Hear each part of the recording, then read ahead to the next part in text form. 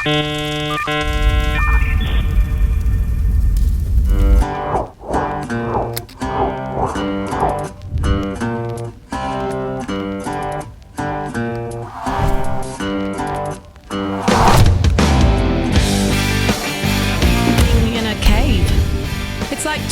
a fat guy to drop a pot of beans. Oh.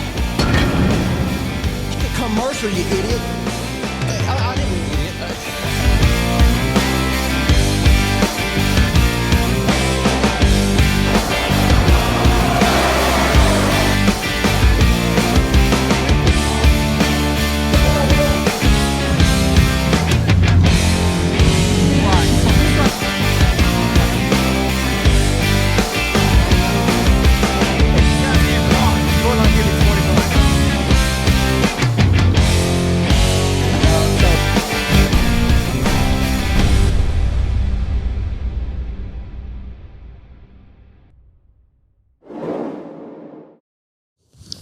Okay, thank you so much. I've stayed in contact with Mike during this time. During this time. Yeah. He showed up right when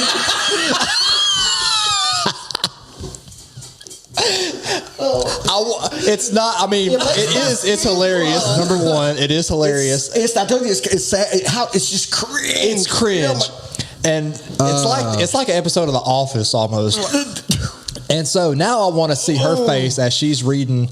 I've been in contact with him in this time. Well, that's what you could, and that's all I could see was her face. Yeah. But then it had to be like, well, what if he has? Because people see when they're grieving and they go through things, they see things sometimes, and it didn't say like, wait a second, like poor Glenda was thinking that there was another religion that was about to... She was I was afraid, like, oh my God, is she going to reach out to me and let me contact Mike for her? So that's what freaked me out. What are you doing tomorrow night? I shouldn't. Okay. Is there any? Yeah. It's not funny, but it's not. What a cringe thing, though, man. Could you imagine doing it? And I'm in mourning. Yeah. And I do this, and even I'm mortified. Like, you didn't even look at the message. That's a good word. Like, yeah. You didn't even look at the last name. You just assumed, and you went to, She would have said, well, what brand of Ouija board do you use? Mattel now, the Hasbro sold the right. But it made me sound like a medium. So you had to explain all of this. Like, we thought you were the wrong person, or why did I would have straight up. I would have called her on the phone right then. Like, I couldn't even text that. I should have. I would have called her on the phone. Like, okay, listen for a second. We jacked up pretty bad. Let me explain. But I was afraid that I was going to let her down. That's why I just didn't know what. That you couldn't. Because listen, sorry to disappoint you, man. I didn't talk to Mike. No. Oh, man. No, and it's not because I just when was you're like, in my gosh, I'm so sorry. Yeah, if you're in that phase, I mean, you don't know. Yeah. What if I picked something open? Yeah. Well, after I explained it, I was like, oh my gosh, I'm so sorry. Alan did not even click on the name. His business partner's name was Glenda, and her son Mike has been reaching out to Alan every day. Robbie said, "Call her right now." Oh my gosh! Explain it to her on this show, Miss right Glenda. Oh, I'm so sorry. You're not going to step here? Thank you, Leslie. You got any more funny stories? Like a flash in the pan. There she goes. Now, again, I've asked her to be on here 100 times. But when she can tell a story that when Leslie that means I'm out. Yeah. Canceling your gym membership.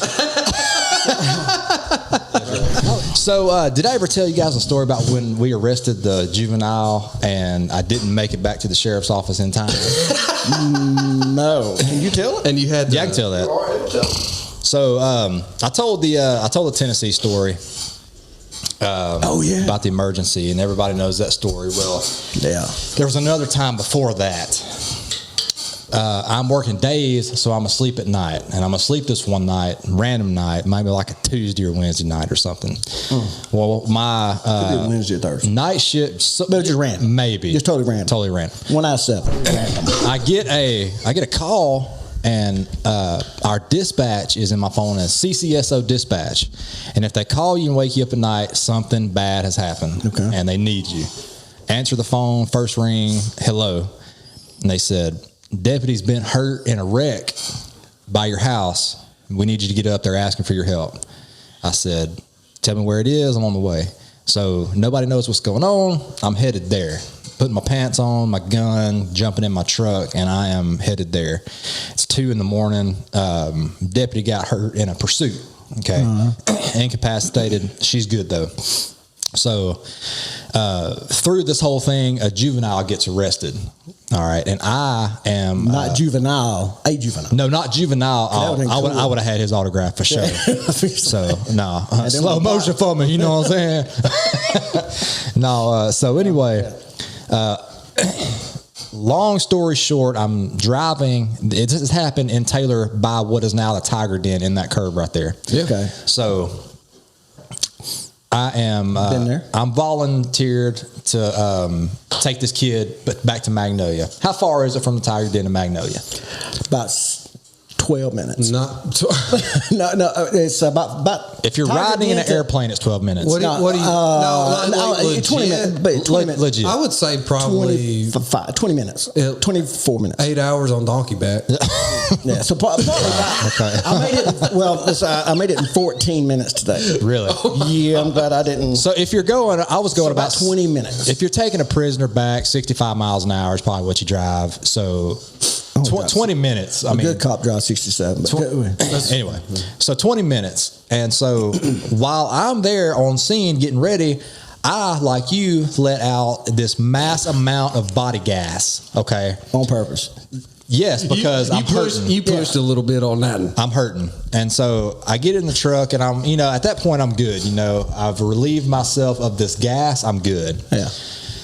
It wasn't dainty like that. I get halfway, which is about County Road 1, and it hits. And I get chills, but I'm sweating at the same time. Mm-hmm. Oh, man.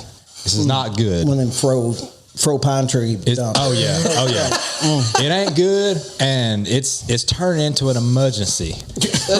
An emergency. So I'm going really fast with this kid in the back of my truck. And this kid's crying. He knows he's in trouble. And I'm fixing to be crying because I know I'm in trouble. And you doing this like cruel and unusual punishment. Bro. So you're worried about your job too. I am speeding. Okay. I'm carrying the mail. All right. And so Airmail. I'm getting there and I gotta think here when you say let out this monstrous amount of gas and this kid's in the back.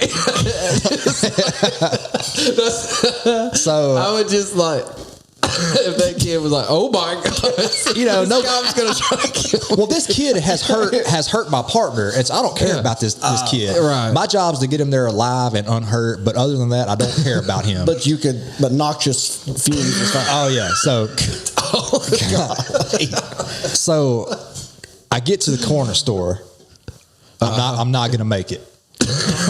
How far is it from the? How far is it? Close. You did 3 miles. Yeah, I've got less than 3 miles. 2.2 miles. I'm not gonna make it. You're only 44 minutes away on donkey back.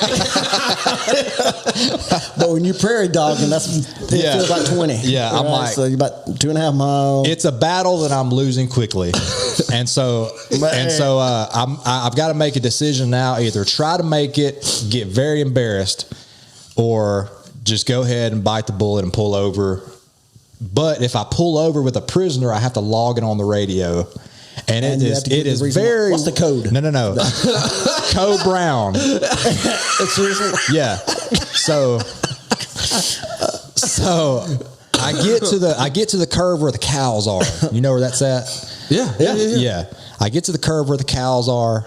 I pull over. I know where it's at. I pull over and I log on the radio. Central, I'll be out of my unit. Everything's code 4. I'm still 1015, which is I've still got the prisoner and everything. Yeah. Somebody comes over and is like, is everything code 4? Which is everything okay? I said, code 4. I'm searching around for anything to wipe my butt with. And I keep... You give me your shirt.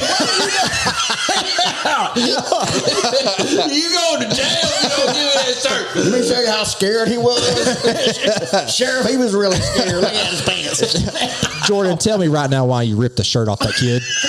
No, but I have this... So it was summertime, so I keep a dish towel in my truck to wipe sweat off my face after I get in my truck. It was an Arkansas Razorback dish towel, like one of the good ones, you know. Man, and you disgraced the Razorbacks, and they just took down number 1. So they took down number 1 just to lose to number 2. I get out of That was good. That was good. So I get out of my truck, I climb this barbed wire fence where the cows. It's all true. This could have went so far from 34. Dude, if you got hung on that barbed wire, what code would that be? Imagine how crazy you look to this kid. Oh, I knew it. I knew it at that point.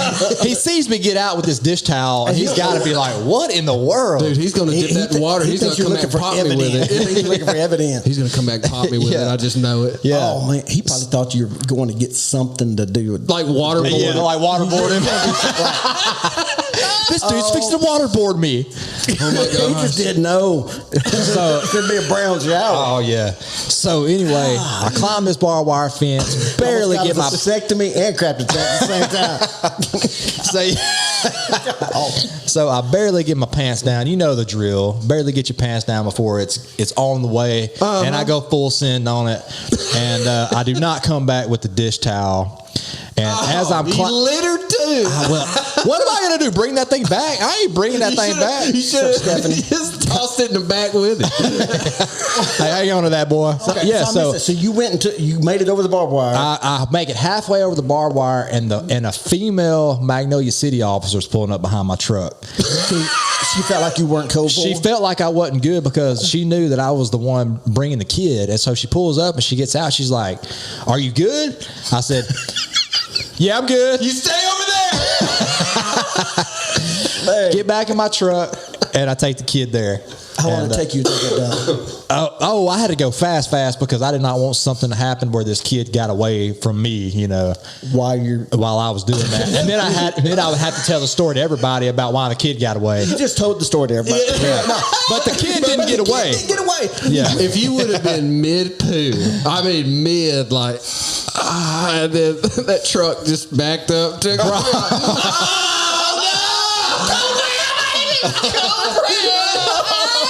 Code 11, pimping the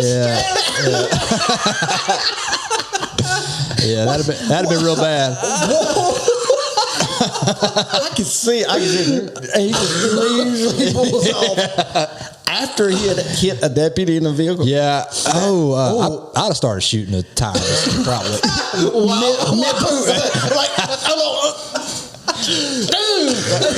are you talking? There wasn't no straining with this. It fell out, dog. It just fell out. Feel like Las Vegas. Oh yeah. I don't think that fell out. Alan, if it did, that guy had been in prison before. A long time. I got another story for you that happened the other day. Happened at the office. And if you've, which I've never come out there and saw me, but I almost did. The way the office that I have is it's like it's a small area. You walk in this door, and then there's like a lobby, and then there's a second door to get back into the office spot. I know, I'm fancy, bro. Okay, I don't have a bathroom in that particular part of the office, but in the building, I just go up to the second floor. It's really peaceful. It's nice. But there's a side door that goes into this hallway, and I go up there. Okay, now I can go in the front door, unlock, and decode and all that. Type in my codes and all that. Close the door. It's locked behind me. Second door's locked, and then I'm like, man, I gotta use the bathroom. And so I go out. I've always thought like what goes through somebody's mind when they have to use the bathroom, like individually. Like you was like, oh man, I got to use the bathroom. It's always like an epiphany. Is it like oh god, I got to use the bathroom? Sometimes, but a lot of times it's like, yeah, I get to sit on Instagram and scroll, baby. I don't know why they call it number 2. I look at it. It's number 1 in my book, baby. I look at it as a break from life. Yeah. All my problems go on the back burner. I mean, men, we enjoy the throne too much. Girls don't understand. I know. What are you doing in there? Yeah, but you don't know any girls like, Haley sends she's been me there for 25 minutes. Haley sends me memes all the time about how I stay in the bathroom for so long. She needs to talk with. They need to start a support group. That may be. I go out this side, go to the second floor. You know, it's dark, it's quiet. Been there for a little bit. Yeah. And then I come back down, and I'm going in the side door again, and it locks automatically behind me, so I unlock it with my key, and I pull it open, and then right when I pull it open, loud alarm starts just like the fire exit thing. It's so loud. That alarm in that office is so loud, and then it automatically cops are going to be there in like 2 minutes. Right. I mean, it's bad, but the office I've already disarmed it. I've already typed in the code. It's not armed. Right. And so I mean, this thing's just screaming. My senses are like going in there, and I take a step in, and right to my left is that second door that I mentioned earlier, and it's open. Oh. And then, I look a little bit further, and I see a figure, and it's. Please tell me it's Ty. No, it was cold that morning. It wasn't a senator, and it was a hood. No, it was a hood. There was a hood, and there was like a break yourself up. and a mask. And so I immediately go into chase high, stress mode, and then when I see that, I go. Collapse in the fetal position. I've seen your fight or flight. I freeze up, and I just I was like, I'm so glad I just pooed because I would have done it right there. Oh man. Anyway, it was the cleaning lady. Dressed like the candy man? Like a little surgical mask on. It was so cold. She had her hood, but she walked in, I guess, typed her code in, and it armed the office back. I did. It's just a little bitty thing. Yeah. And I was just like... You did. You screamed like a girl. I did. It was crazy. I did. In some situations, do you fight or you flight most of the time? You fly. So, for sure. When it hits you, I swung. What's your first? It's just a mix on where I'm at. I guess what situation it is. Yeah, what situation? Could you assess? But you try to before you go in somewhere. But one time, my brother scared me in my grandpa's house, and I took a swing at him. I just didn't ever think about it. Just took a swing at him. Just out of reflex. Just out of reflex. You never got to stay ready with John. Yeah.